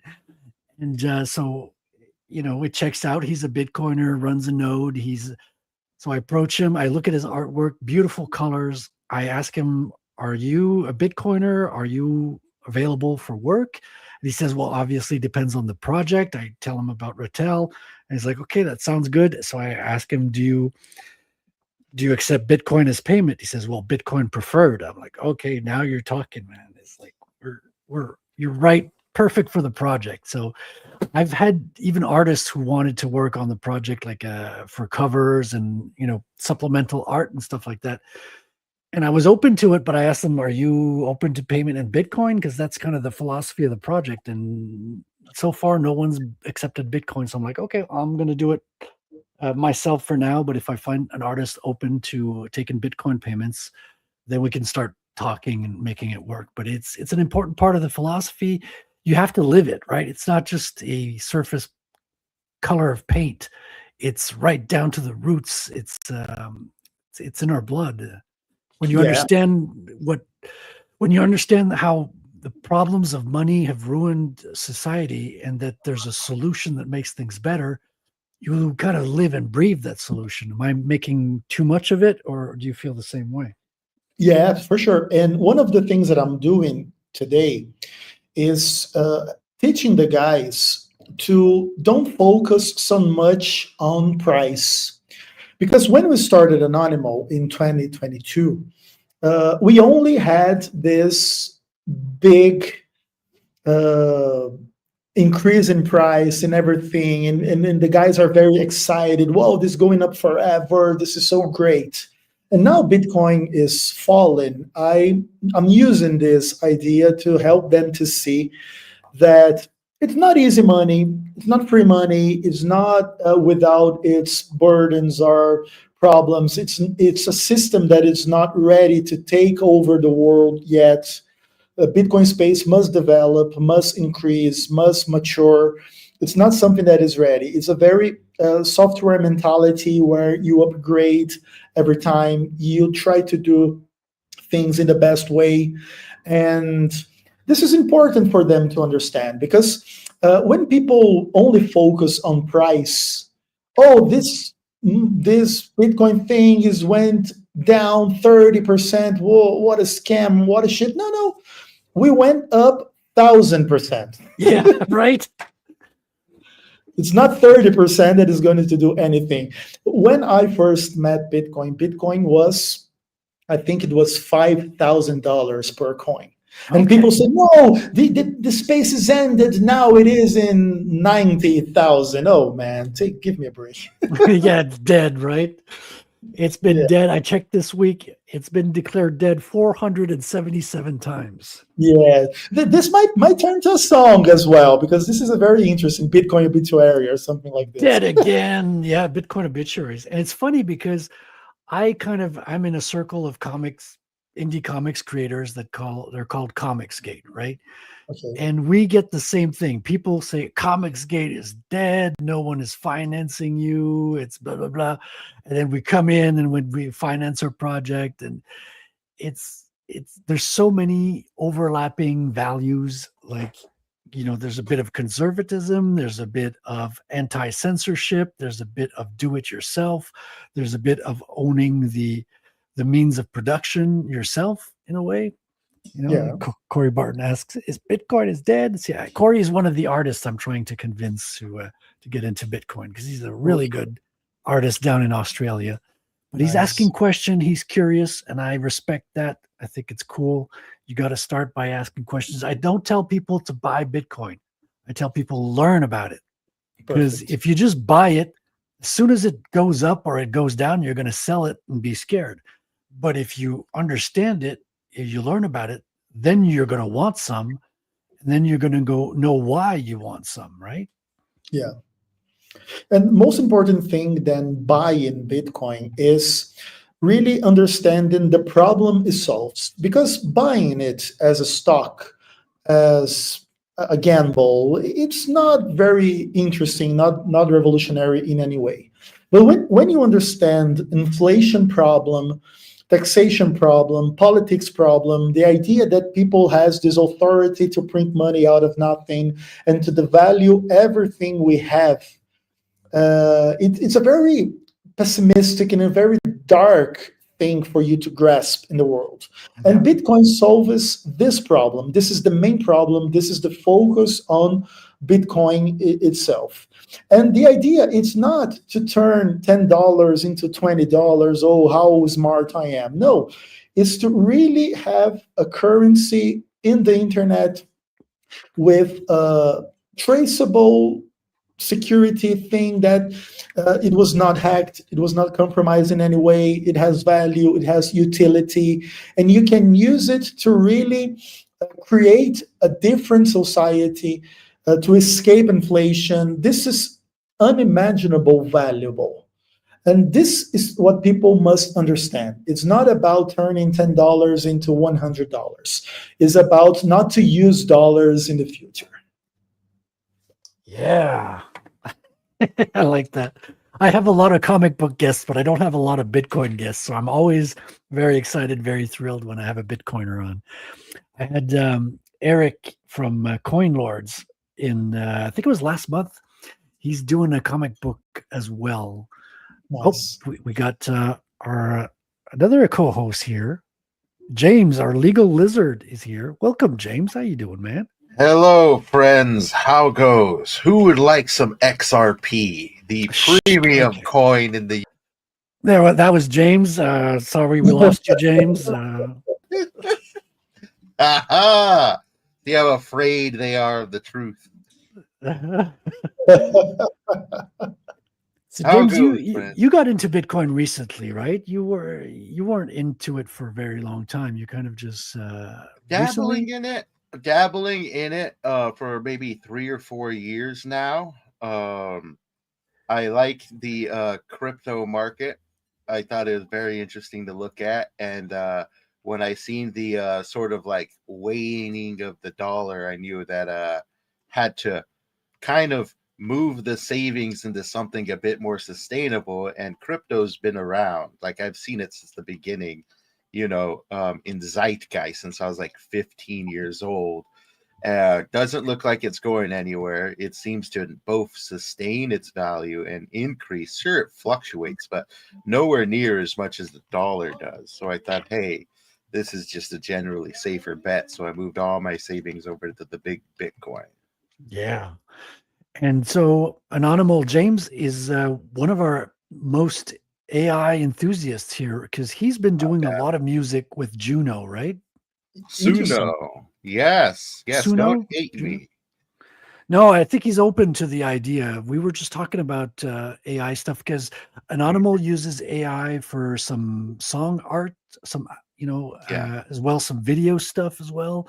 Yeah. So he's not close to the idea. And he's even considering maybe AI in the future, but he hasn't used it for music so far. Yeah. Go ahead. I really open to idea to use Suno, but not in a sloppy way, or not in a way that creates the songs for me. I want to make this as a partner for having ideas or taking something out of it, not for Suno to make my job. But to help me in any way, I'm very open to this. Yeah, AI tools are really getting adopted for a reason, and it's because they increase the manpower. It's the easiest way I Yeah. can put it. They do the job of humans. They don't do the complete job of humans. You can't just let it control everything. It needs a human touch and a human element to refine its mistakes, because there are those, but it also has the inbuilt tools to fix those mistakes. Yeah. And it's very interesting what people are doing. Of course, there was this lawsuit thing they settled with the big companies. I'm following a bit about it. I think they will reset their product in the near future to be able to keep up with this innovation and the musical side with the big companies and this kind of stuff. And I'm very interested to see where this is going. Yes, yes. I expect the bigger companies, particularly the industrialites, to use it to abuse it, basically. But my eyes are on the independent sphere, because that's where I see a lot of like more studio-based stuff.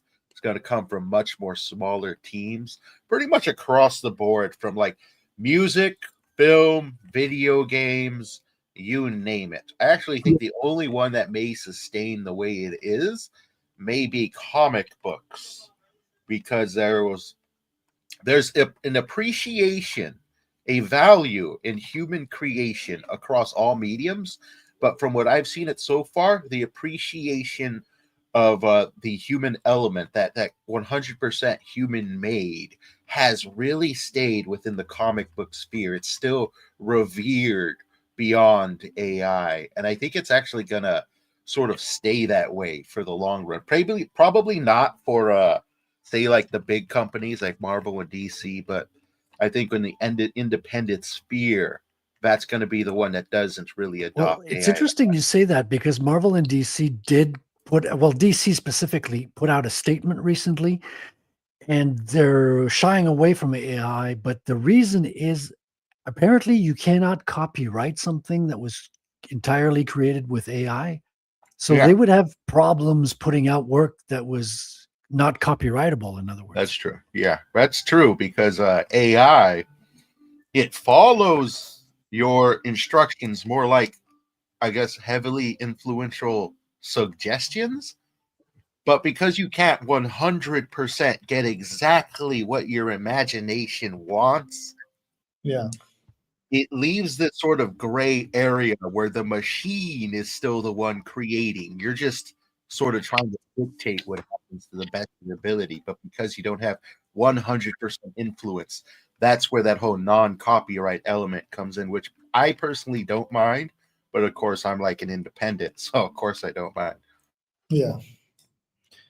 But that's a very interesting discussion, because on the legal side, this will be a nightmare, I think. And people are figuring out how they will handle this. And it's not an easy task. Who is the creator? Who has the rights? Who can explore this economically and all this kind of stuff? But for independent artists, it's not so much about this. It's how to express yourself and to turn your ideas into something real to the world in a very effective and easy and fast way.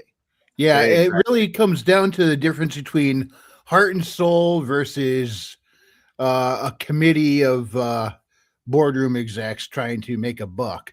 Like, Right. They'll put out whatever they can in the cheapest way possible. Whereas an indie with AI is like they got a vision and they're just trying to make it come to life.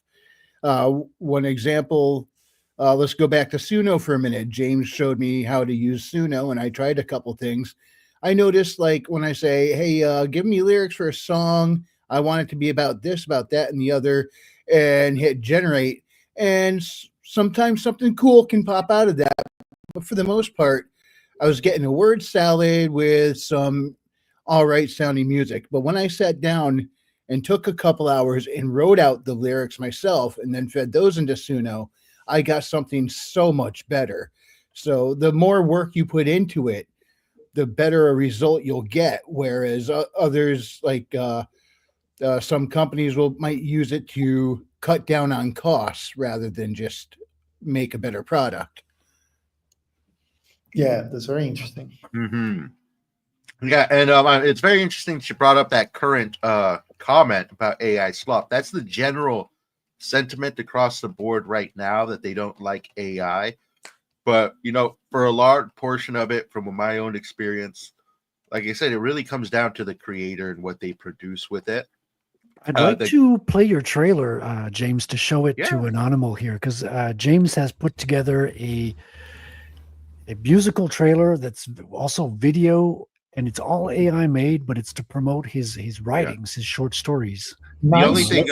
The only thing not AI is the text. Everything short of the text besides that is all AI.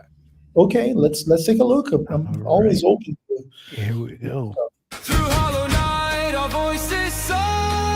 We roam no more, our spirits roar. In dust and shield, our hearts burn free. We sing the spark of destiny.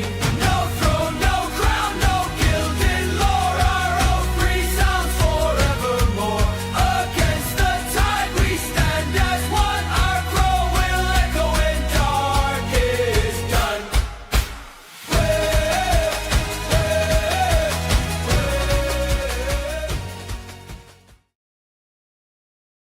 Of course, that last part isn't AI either. That was Frederic's artwork. Yes. Yeah, Frederic, the cover art for me. Good stuff. That's beautiful. It's impossible to deny the value of this technology. Yeah. I mean, before this, you know, let's go back 4 years. This technology didn't really exist. I Yeah. probably could not do that. At best, I could probably get someone to draw some line art for me, and I'd move the line art across the screen on a white background to kind of put the text over it, but you would not get full-blown animation like that. Just 1 year ago, people had 7 fingers, 3 arms, no legs, it was terrible. Yeah. And if it ever does get out of control, we'll just have Max Headroom set it straight. Plus, like the arguments around legality and things like this, I've been recently studying a lot more radio, because in sort of like the radio drama side of things, radio theater, because I really like listening to those. I started writing to produce my own, and I do have some questions regarding particular gear that you'd recommend for vocals. But I've been reading into it, looking sort of like in the appreciation section, bought some books that go heavily on that. And one thing I realized is back then they had the same conversations we're having now. The difference was it was radio, this new way of literally recording what people say that did not exist before, and the live theater. There were people in live theater that would say, no, I don't listen to radio because radio's not real theater. Not only live theater. There were actors. That would say, I don't work in theaters who use radio. You can't record my voice. I only do work at theaters who they don't use radio. They don't record anything. Like it's very much of the times. The same conversations fit around the time back then, and we're having them again. So that's pretty crazy. Seeing it kind of like mirroring that time, but I think that's a sign of a new age approaching, or at least a new medium of creation approaching. There was even a song by the Bugles back in 1979 that was kind of along the same lines. It was called "Video Killed the Radio Star." I remember that one. I remember in art school we were having the same conversations, except it was about Photoshop. Right, artists were saying, "Oh, you can't use Photoshop. It's cheating. It's computers. Computers can't make art. It's just digital. It's cold. And we were talking just about Photoshop. Now Photoshop is accepted. Pretty much everyone is on par that it's about the artist behind the software. But the conversation seems very similar. But AI, people have strong opinions about it, and I can respect the opinions too. Like I can understand, like I get pissed off when I see an AI comic. So I understand there's a line for everybody. I think my strongest opinion on AI right now is I don't think it should be called AI because it's not really AI. It's computer programs, but I mean, it's not self-aware, self-actuating. I mentioned short circuit earlier in the program with that whole thing where he says it just runs programs. It's like they don't laugh at your jokes. I mean, some of them are programmed to display, humor and act like it, but I mean, it has no idea it really even exists.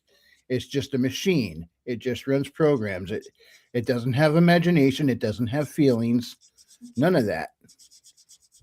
AI would be something, from what I understand, actually self-aware, would have its own aspirations and all that. But none of that exists in this. It's just running programs. Yeah, perfect.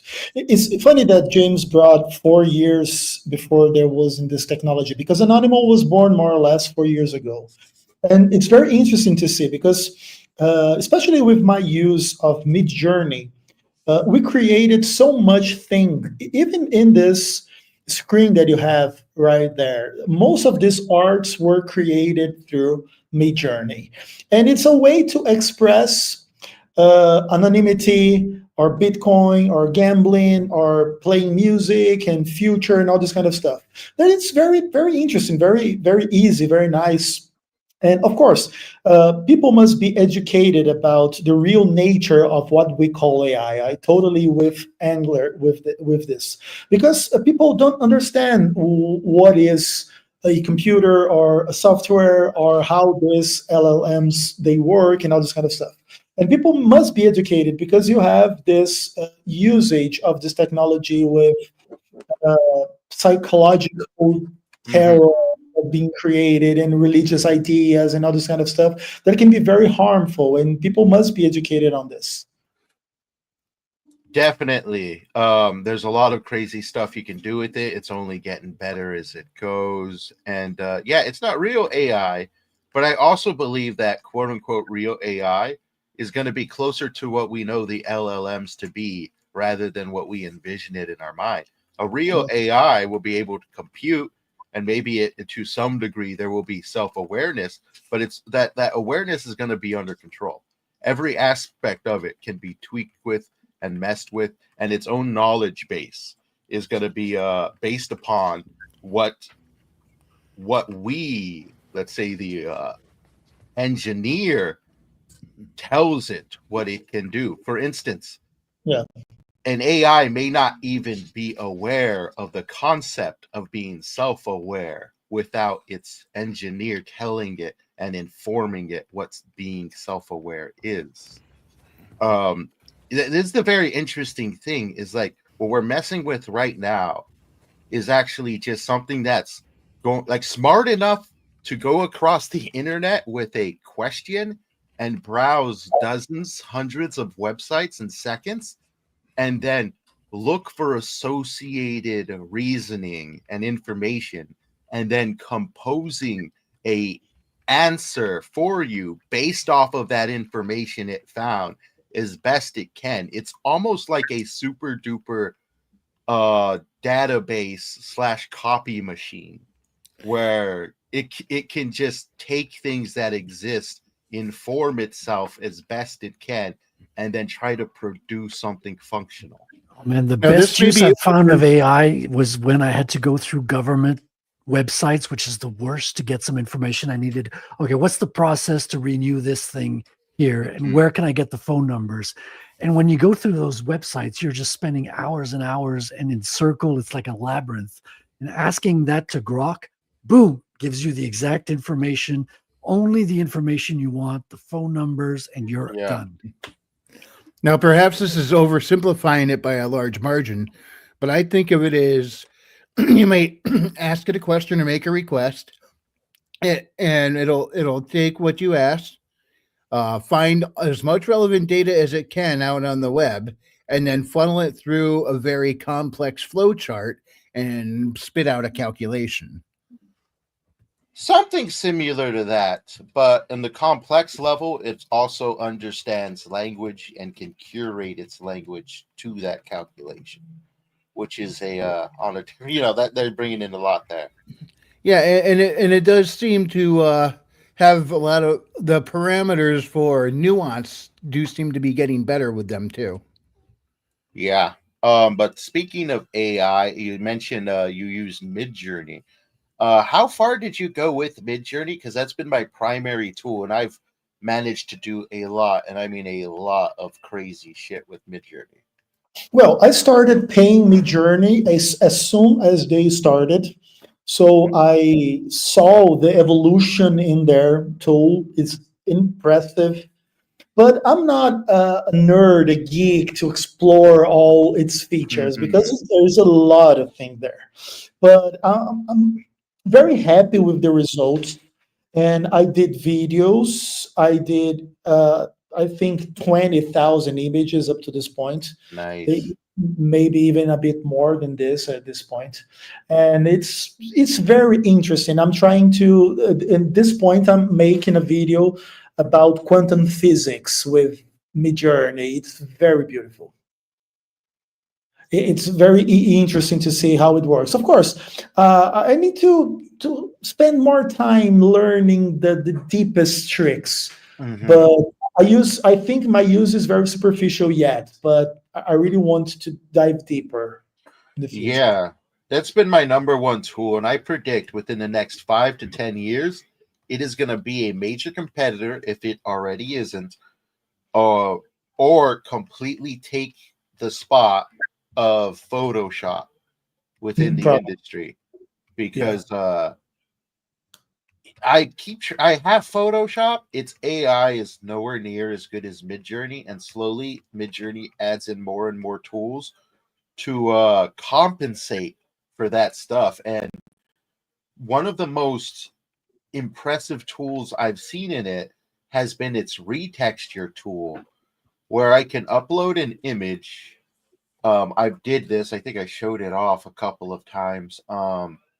Where I would take a in-game snapshot of a video game that I was playing. I'd upload it into Midjourney. Then I would sample an old black and white broken photo, and Midjourney would try to retexture my image to make it look like that black and white photo style, but keep all the elements of my gameplay or my screenshot.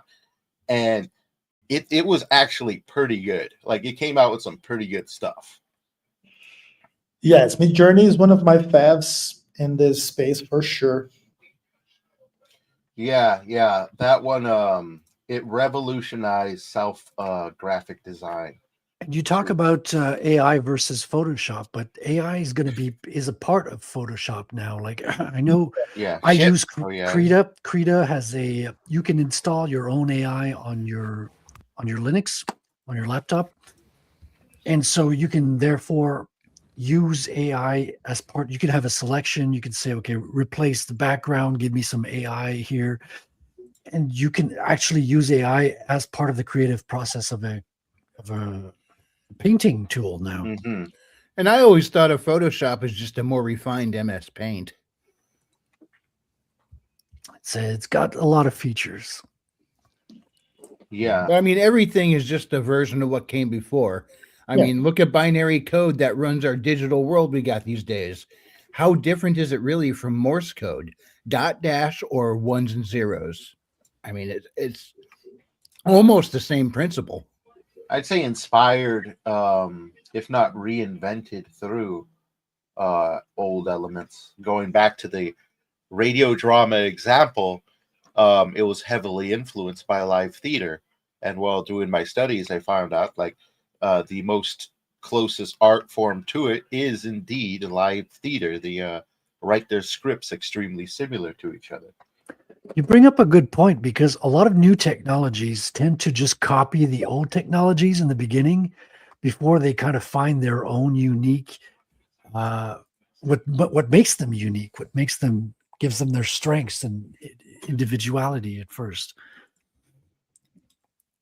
And I know I brought this up before, but how many times have people been years ago, they were watching Star Trek and they'd see them in the show say, computer, do this or figure that out. And it does it. And everyone's like, oh, I cannot wait till we have computers that can do that. And now that we have computers that can do that, they're all saying, it's the devil. Well, because it depends. You either have the Star Trek computer or you have the, Cyberdyne from Terminator. So it depends. Yeah, but which one you're imagine the gonna get. video games that Cyberdyne and Skynet could make. Oh, we're about to find out. I'm afraid. I don't know if we're going to like it, but we're going to find out. We're getting close to the end of the show. I would like to play one last song from your repertoire, Annonymal, if you don't mind. Do you have a suggestion to close out the show for one of your songs? Is there one song that stands out to you that you'd like us to listen to before we close out? Down there, you can find the song "The Soul Behind the Mask." It's right here. It's the last one here. You can pick this one because it's a very interesting song on my point of view. All right. The idea of the song is Satoshi is singing in first person. Oh, okay. So we have the creator of Bitcoin, Satoshi Nakamoto, singing in first person in The Soul Behind the Mask.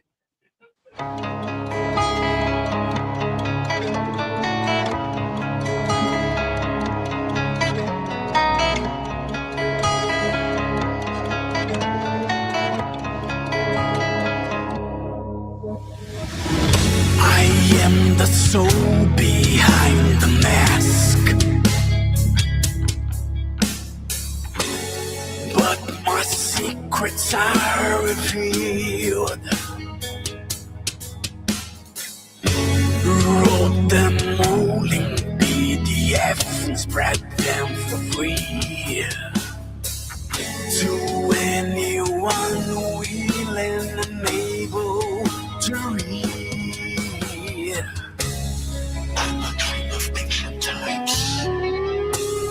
I am the first of a kind. The unknown walking behind I have had no witness. I am the hands behind the wheel. When our forces are applied to change the world, I have the reasons and the will to make it strong. Against all censorship and murder playing role.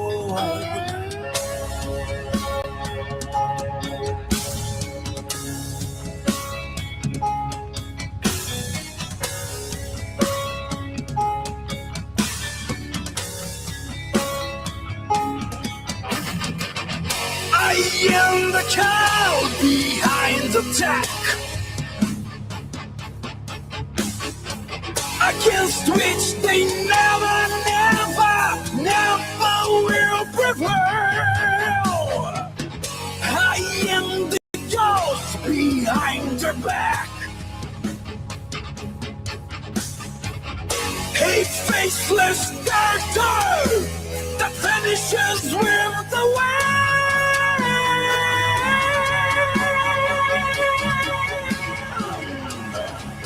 Nice. Rock on.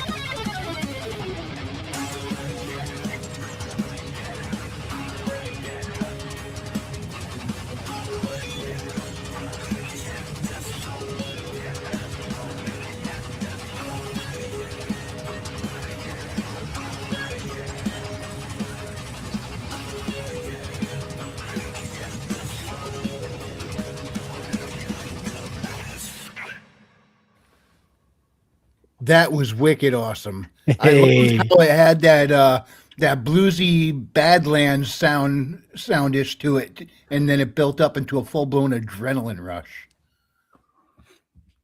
Great. Kick ass, definitely. Sick. And this is one of the songs we don't speak about Bitcoin, but when you understand it, it makes so much sense. I love it. It's perfect that way. Nice. Check it out on wavlike.com, folks. Is that .com? Yeah, wavlake.com, and search for Annonymal. And we're about to enter a shill time, folks. So here we go. Before we begin shill time, there's Yes, one sir. last thing I want to share.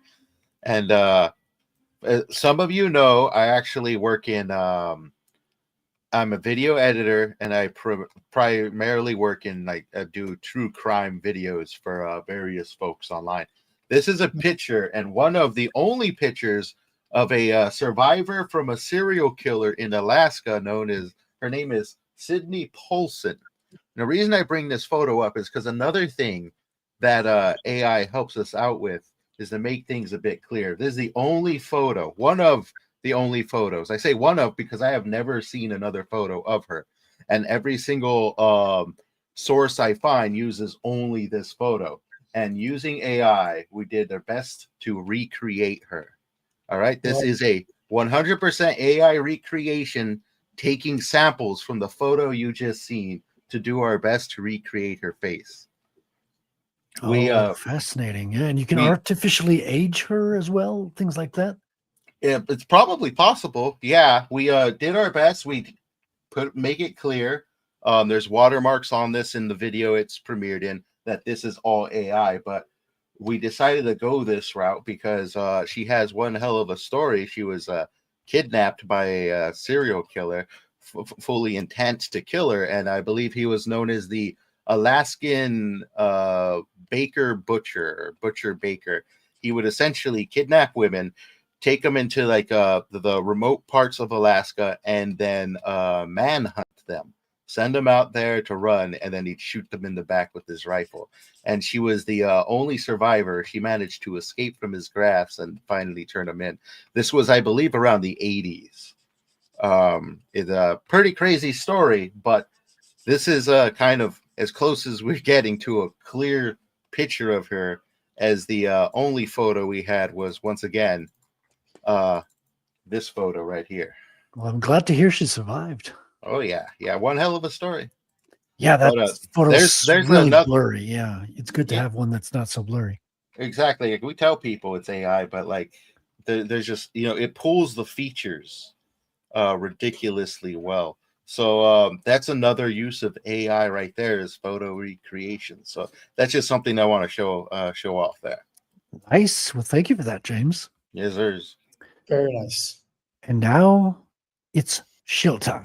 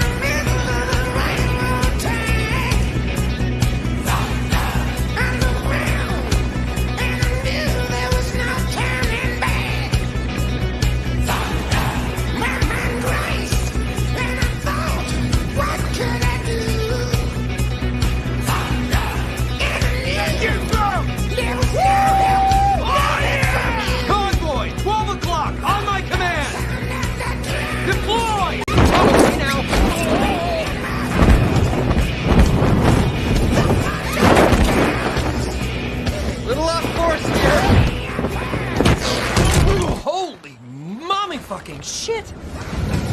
Oh, there they are. Look at these gorgeous sons. Yeah. And we'll start tonight with our guest, Annonymal. Can you tell us what you're working on now, and where can people find you? So where can people find your music, get in touch with you, all all that good stuff. And of course, your links are in the description. So the wavlike site and your NOSTR address is also listed in the description. Yeah, that's perfect. We are working in the next weeks in ending the process of publishing our first album and starting to record the second album. So it's been a busy time these next weeks, but we are very happy to have you taking a look at Wavlake or Twitter or YouTube or whatever way you can reach to us on NOSTR. And it will be a pleasure to talk to you, to receive your feedback. And we are going to keep making the best heavy metal Bitcoin band in the world. Nice. Thank you so much, sir. Thanks for coming on today. It was a real pleasure, an interesting conversation, very insightful. My pleasure, man. And Wrangler, I guess we'll go with you next, sir. What are you working on, and where can people find you?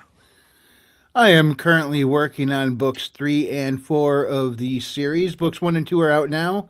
I'm working on Mystified Investigations. The young lady you see on the right, Elizabeth, she is now an adult and helping some teenagers who got caught up with a cartel and trying to get them out of there. The current books that are out now are Haley Star Bad Kitty and the follow-up Bad Kitty, Haley's World. They are sci-fi fantasy adventures. I guess you could call them urban fantasy, as they go through an underground complex on an adventure in a Metroidvania style adventure. So they got to deal with figuring out how to progress through that labyrinth and escape. You can find them on Amazon or pretty much anywhere books are sold. You could also check out my YouTube channel. Do a channel search for @Wrangler212. It should pop right up. And check out my Substack. And over there, I have a short story set in the same universe as some LA detectives have to deal with the changing world from the fallout of the adventures they went on in the first 2 books. And also, you can check me out over on the X Twitter under Frequency Studios. And yeah, I think that's everything. Nice. Let's play your trailer before we get to James.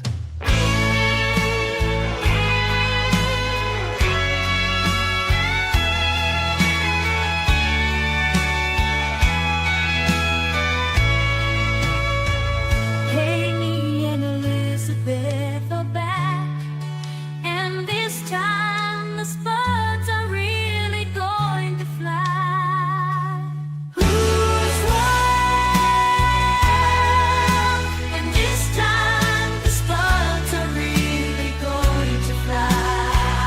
And Amy's world, who's wrong?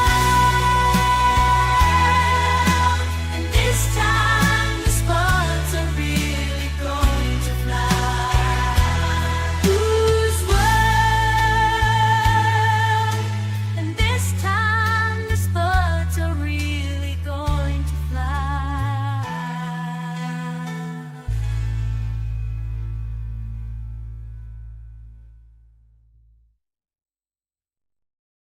And remember, when aliens invade your hometown, there's no better way to fight back than an arm-mounted potato gun.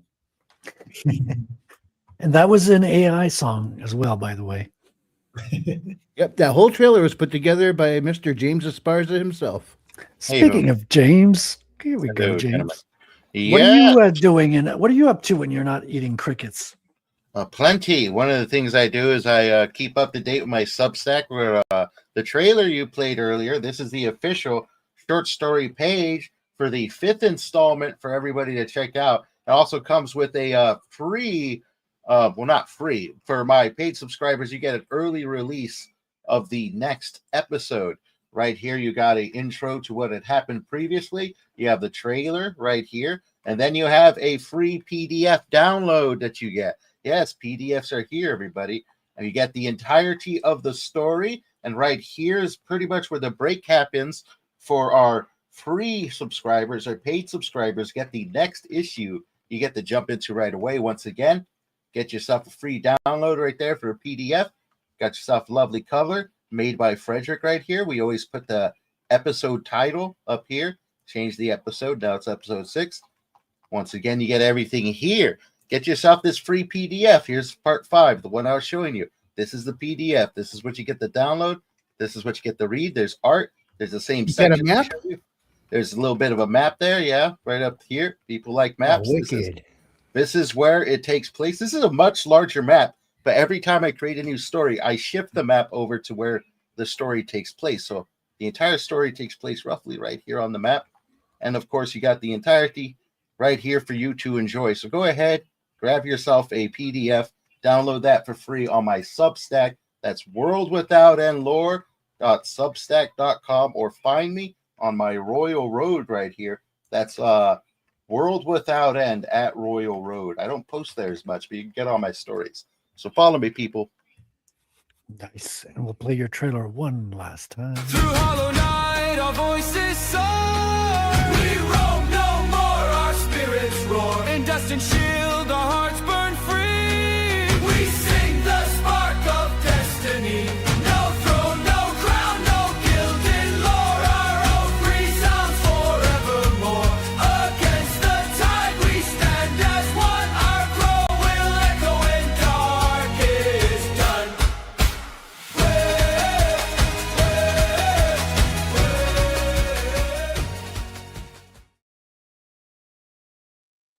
Woohoo! Yeah, give me a follow, give me a subscribe over there, Substack at worldwithoutendlore.substack.com. Thank you very much. And I have been Frederic Guimont. I have just finished closing out my campaign this weekend. Ratel comic number 1 is underway. I've got the last page colored in today. So all the art is officially complete. So I'll be putting that together in the following months and getting it out to the printer. And it should be in your hands by March if you backed it, of course. So thank you very much. I'll leave you guys out with my own Ratel trailer with, of course, Annonymal's music in the background with A Wizard is the Fool. The Wizard is a Fool. Our world is crumbling, and most people are blind to it. A young computer whiz named Raimi decides to stand against the rising tide of oppression, only to find himself under the boot of those behind it all. Incarceration only proves to refine his resolve. Divine intervention takes away all fear from him in order to fix a broken system that enslaves us all. There comes a time when good men must ignore bad laws. Raimi dons a mask and becomes Ratel.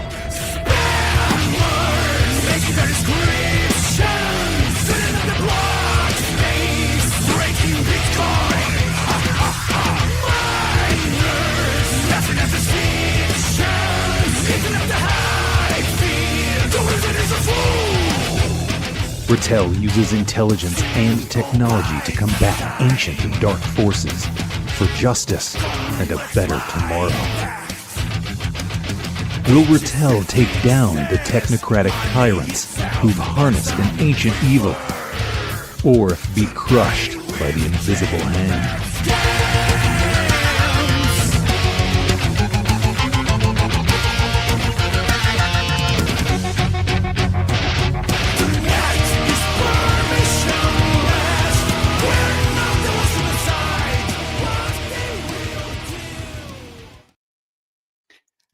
Thank you so much for watching tonight. I hope you enjoyed the show. Now you can put a voice behind the sound of Annonymal. It was nice to have you, man. Thanks for coming on the show.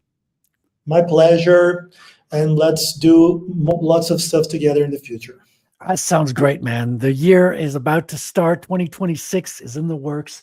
And we are just bursting with creativity. So I think there's a lot of good stuff coming around the corner.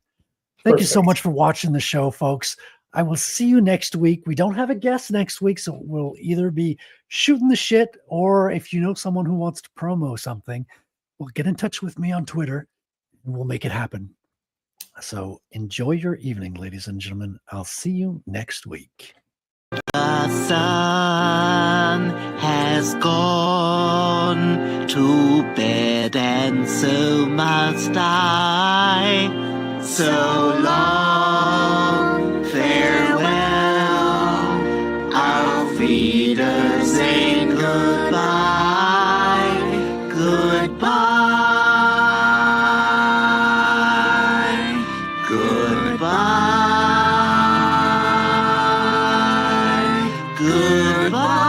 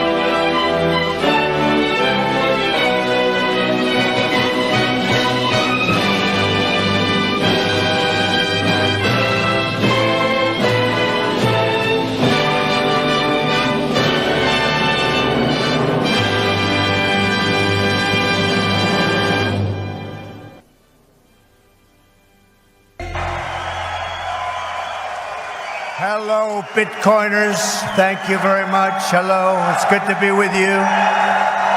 It's good to be with you.